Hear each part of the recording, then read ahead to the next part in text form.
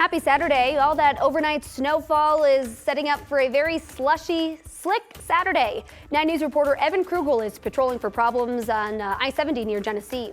Colorado State Patrol says they've been frustrated by the number of unprepared drivers causing closures. The fine you could face if you don't follow traction laws.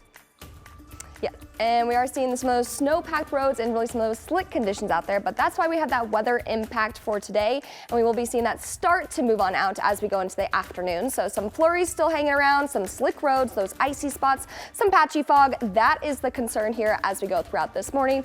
Then by the afternoon, moving things out. For most, not seeing too bad, but Longmont, Idaho Springs, down to 4 miles, so just be careful as you are headed out this morning. Give yourself a little extra time and space. May not look too bad, but of course the slick, wet roads can cause some of those issues. We got the flurries there just to the west. We're breaking apart some of the clouds, see some sun. So a little bit of everything as we go throughout this morning. More clouds here to the west and then down to the south. And there's where you see a bit more of that activity. That's what we are breaking apart here. And this is what is finishing up, wrapping up as we go throughout this morning, then moving things on out for today. Temperatures, they are cold underneath. We got teens, 20s, 30s, so definitely grab the warm layers as you're headed out this morning. And then as we go into this afternoon, we got the 40s, so keep those warm layers around as you're headed out. We'll still be seeing some of those slick conditions even into the overnight hours as we have another cold night up ahead. Then, Lauren, we get back to the 60s and the 70s as we go into our full forecast. Carly, thank you so much. Again, 9 News is calling for a weather impact alert this morning. That's because even though the snow has slowed down, we're still left with just a wintry mess out on the roads. Taking a live look around the metro, it is clear that some of you are going to have some digging out to do. It looks like in the bottom right, our downtown camera, you see an icicle there on the side of the screen and really just a lot of white out there for April. Quick update from CDOT. They are warning about icy patches along with some slush on major roadways. Loveland Pass is closed right now, and we've already seen a couple crashes. This is at I-70 westbound near Dumont. You can see it looks like a semi is turned over there, flashing lights and crews on scene figuring out what's going on. So if you are heading into the mountains, you can expect delays at the tunnel.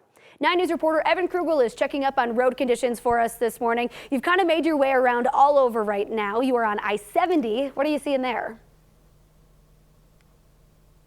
Hey, good morning, Lauren. Yeah, big difference between down in the metro area and just a few miles up I-70. It is an absolute winter wonderland up here. A really beautiful start to the day, but a bit of a messy drive depending on where you're going. So we're right near the Chief KUSA exit on I-70, just past the Genesee overlook. And this is where we've seen the worst roads by far of anywhere we've been this morning. Definitely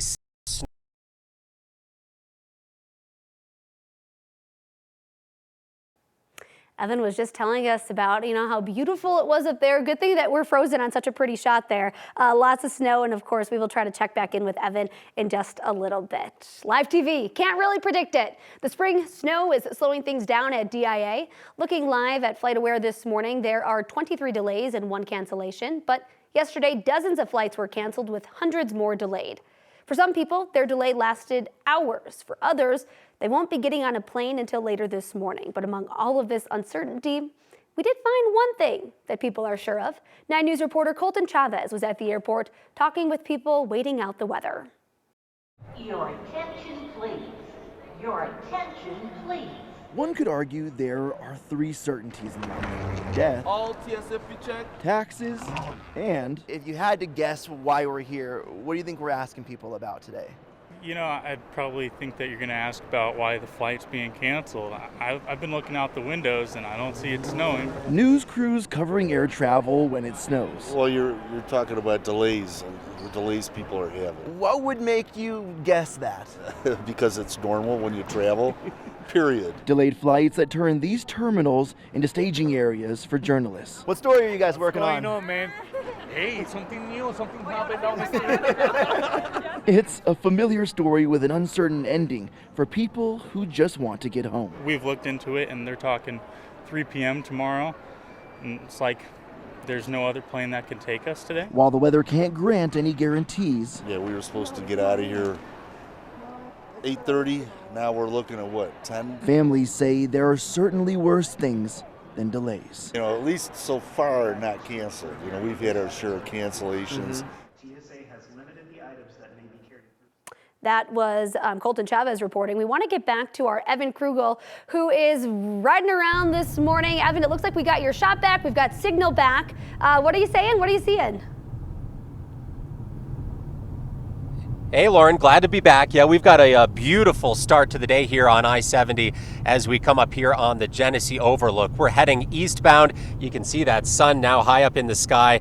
And if you look down at the road, you'll see that reflection of that wet pavement on I-70. That gives you a really good idea of just how wet it is out here and why there are some slick spots in certain areas, especially as you get off of the major roads and onto some of the side roads and certainly on those sidewalks. But I-70 down here is in really good shape. We do know there have been some problems on the interstate a little bit closer to the tunnel, but just wet down here as we make our way back towards Denver. A beautiful start to the day and a winter wonderland feel, even if it's late April. Lauren will continue to keep an eye on things. For now, reporting live near Genesee on I-70, Evan Krugel, 9 News. Evan, thank you so much. If you're planning on DIA, we will continue to track all of the delays and cancellations for you throughout the morning. And we are making everything super easy for you by putting everything in our 9 News Plus app, of course. Moving on to some other headlines today, Weld County Elementary School has the green light to reopen. It's been shut down for almost 2 weeks because of an oil well blowout. We're working to learn when students will be able to return. Has been closed since April 7th. The day before, a nearby Chevron well blasted water, oil, and gas into the air. About a dozen homes within half a mile of the well were evacuated.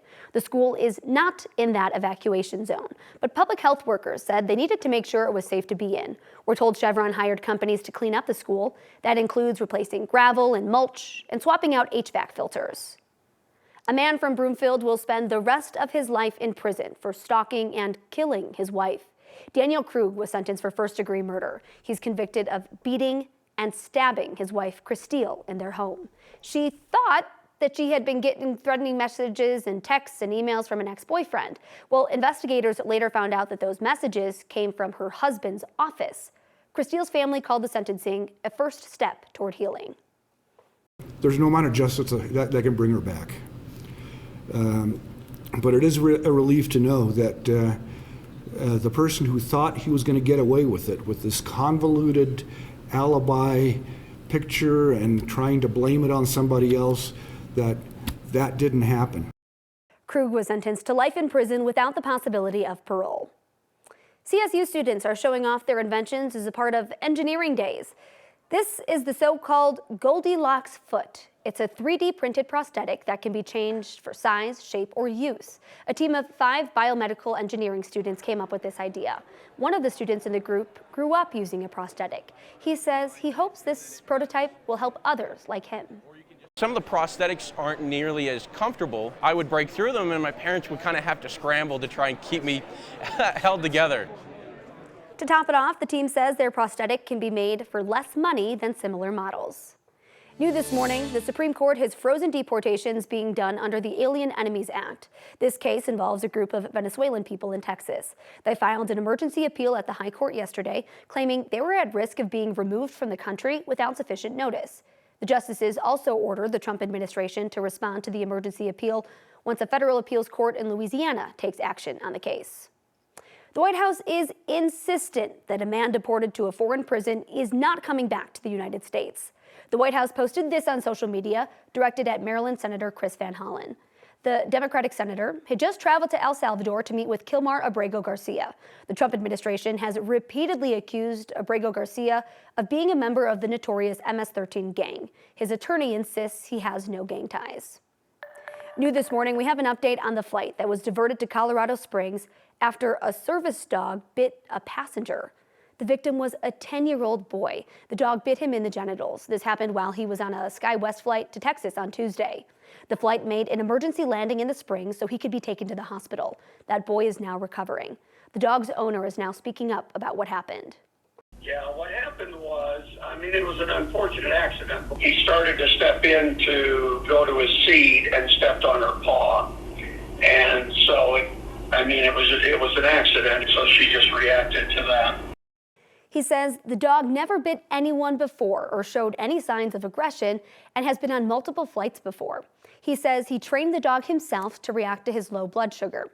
According to the American Disabilities Association, for a dog to be a service animal, they just have to be trained to perform a task directly related to the person's disability.